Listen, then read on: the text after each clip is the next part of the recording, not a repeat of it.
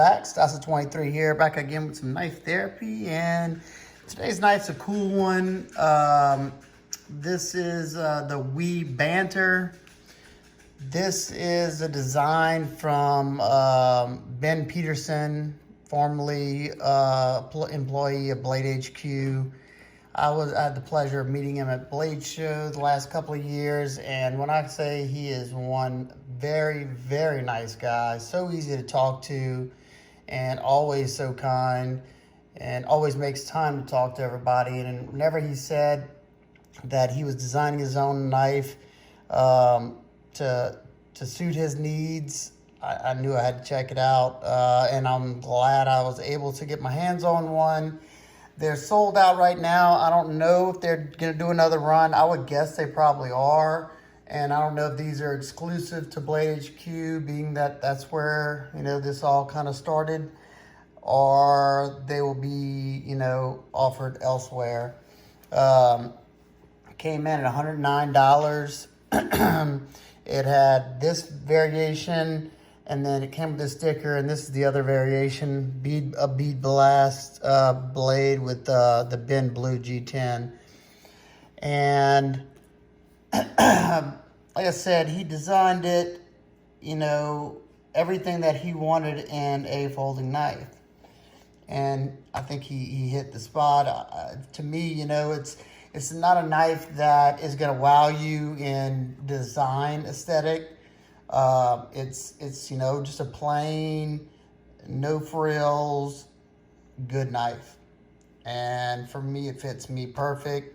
It's not a big knife. It's on the smaller end. It's only total length of 6.5 inches with a 2.8-inch blade. And one requirement that Ben always talked about is he wants to be able to touch the end of the tip with his index finger for control. And he wanted it to be a thumb stud, an aligner lock, and of course he wanted one to be in Ben Blue, as he called it.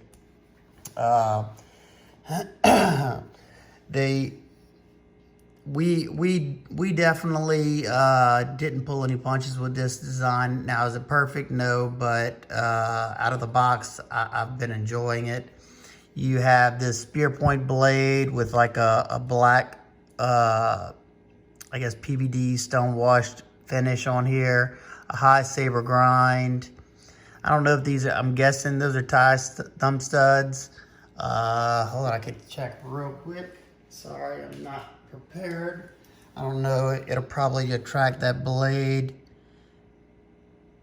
Yeah,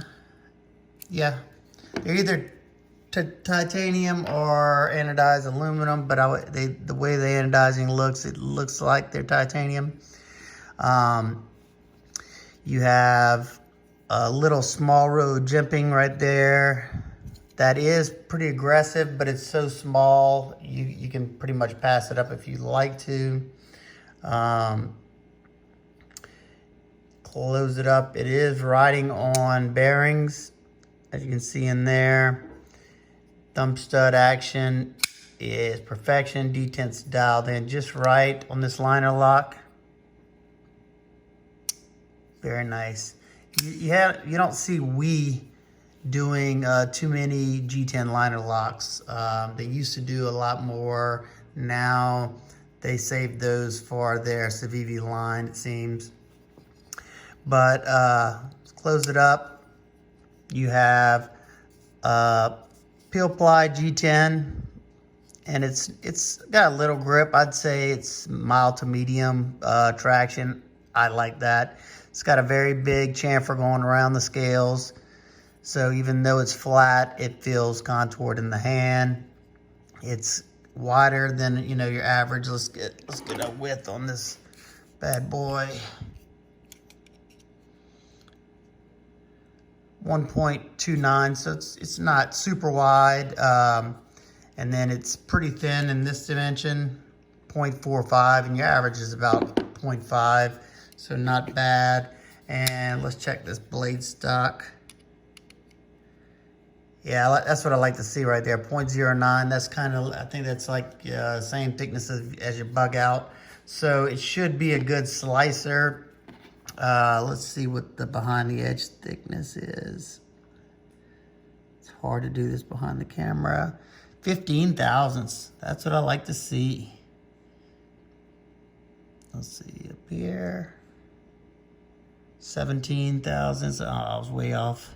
Let's see. Yeah, about 17 thousandths up here in the front. And let's try this again. Make sure I got this right.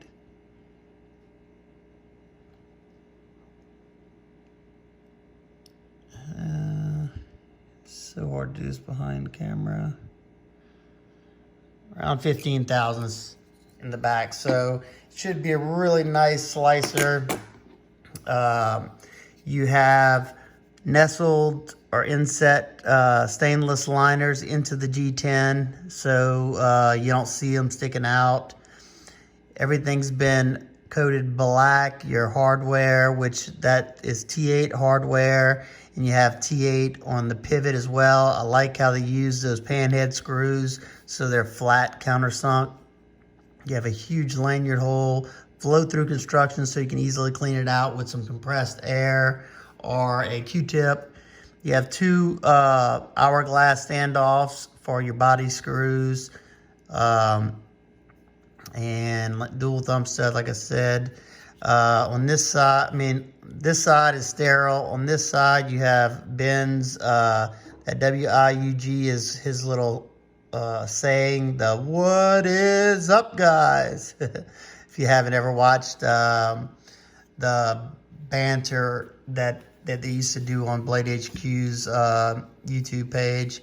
And there's your blade steel designation, S35VN. That's probably the biggest I've seen we do it in a long time. You have a deep carry pocket clip that goes all the way to the end, and those pocket clip screws are countersunk. Great. And this, in the hammer grip, I don't feel that clip whatsoever. Saber grip, I don't feel it. This grip, I'm kind of sitting on it, but it's not bad. And reverse grip, it's actually very comfortable. Let's see what it looks like in a pocket.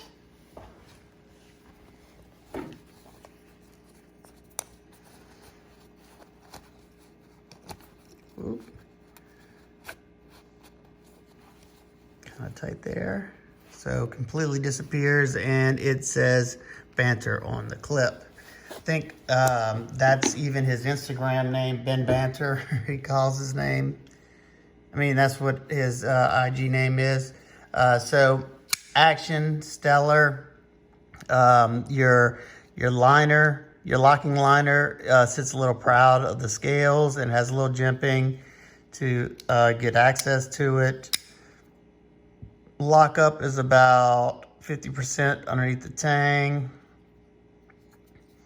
Let's see, your blade to handle ratio is pretty much perfect. You go any further, you can be able to contact that tip, and you don't have to worry about cutting yourself in the closed position. Overall, I like it. Like I said, it's just simple. It's gonna be, something that I don't mind, using it rough, because it's a $109 knife with some premium steel, good quality, very smooth. Let's get a weight real quick, because it's pretty darn light, being that it's mainly G10. 2.87 ounces. So that's right at that ounce an inch that I don't care about. And two good size comparisons. The first, the Ace Biblio, it's very similar in hand, because you got those the wide scales on Ace Biblio, and they're very similar in size as well. The Biblio just got some thicker in this dimension right here, scales, but it feels similar in hand to the Ace Biblio. And then another good size reference, and for aesthetics wise, you got the Benchmade Mini Bug Out. Those two are very, very similar in look and in size. The Banter's a little bit wider overall. Let's see, what else do I have on my table? Got Para 3. Pair 3 is a good bit longer. And you have about the same grip area before you get to this choked up position from here to here with the Banter. You have that little scoop that comes down here, and this comes down right here as well. But this is just one continuous arc. And then this is the regular Pilar, which is a good bit smaller.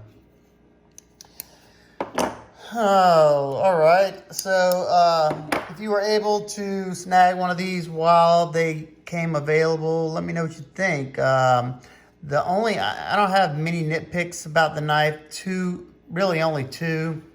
And one is, I wish they would have extended that sharpening notch a little bit further, because you can see it's got a little smile toward the end. It comes up right there at the tip. Right down, almost got myself right there. You know, it's an easy fix for myself, but something I wish they would have taken care of. And actually, I got 3 nitpicks. Even though I can access this right here, I would have much rather see just a small little, choil maybe cut from here to here, a little bit deeper, or even just right here, just to make it a little bit easier. I kind of got to catch that liner. At least it's not super strong to push over on mine, so it's okay. And the last thing on my variation is it didn't come centered. It's off to the right a little bit. So there you go. That is the Knives Banter. If you own one, let me know what you think. If you have any questions, comments, concerns, please leave them down below. And after I get some use on this, I will probably do a long-term update on this one as well. All right, guys and girls, hope everybody's having an absolute wonderful day, and I'll see you on the next one. Peace.